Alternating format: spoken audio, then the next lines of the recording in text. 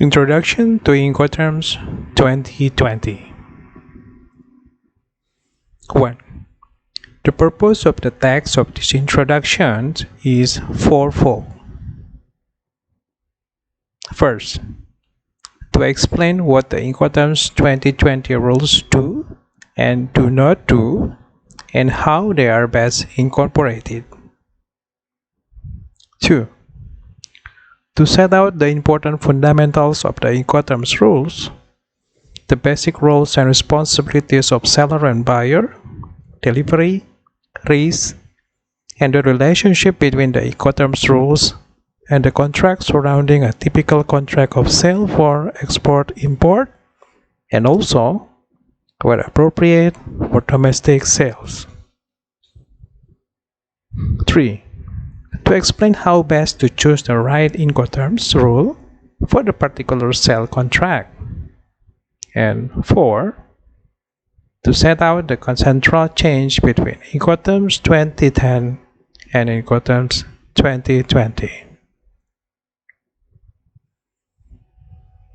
2.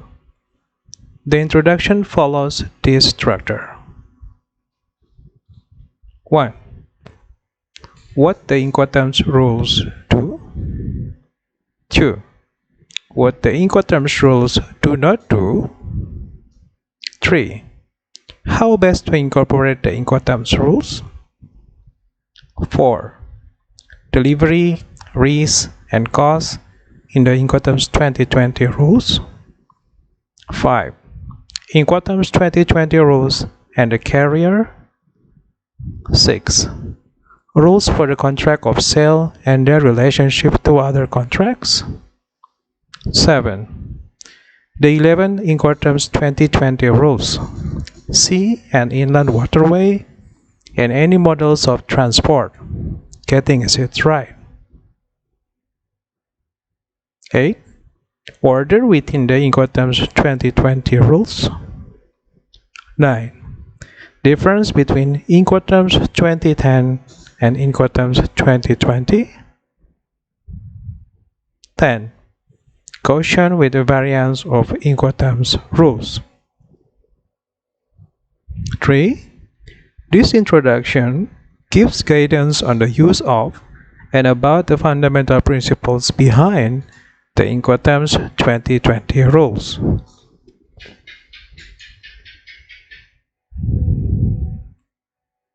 What the Incoterms rules do. 4. The Incoterms rules explain a set of 11 of the most commonly used three-letter trade terms, e.g., CIF, DIP, etc., reflecting business-to-business practice in contracts for the sale and purchase of goods.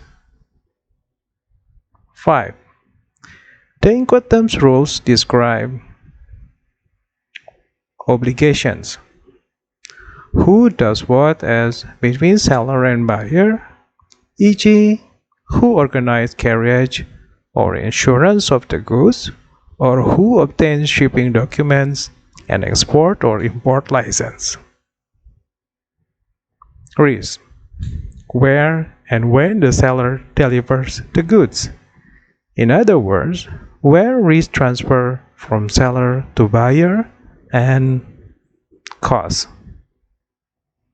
Which party is responsible for which cost, for example, transport, packaging, loading or unloading costs, and checking or security related costs. The Incoterms rules cover these areas in a set of 10 articles numbered A1, B1, etc. The A articles representing the seller's obligations and the B articles representing the buyer's obligations. See paragraph 53 below. 2. What the Incoterms rules do not do. 6. The Incoterms rules are not in themselves and are therefore no substitute for a contract of sale. They are a device to reflect trade practice for no particular type of goods, and for any. They can be used as much for the trading of a bulk cargo of iron ore as for 5 containers of electronic equipment or 10 pallets of air-braided fresh flowers. 7. The Incoterms rules do not deal with the following matters: whether there is a contract of sale at all, the specifications of the goods sold, the time, place, method, or currency of payment of the price.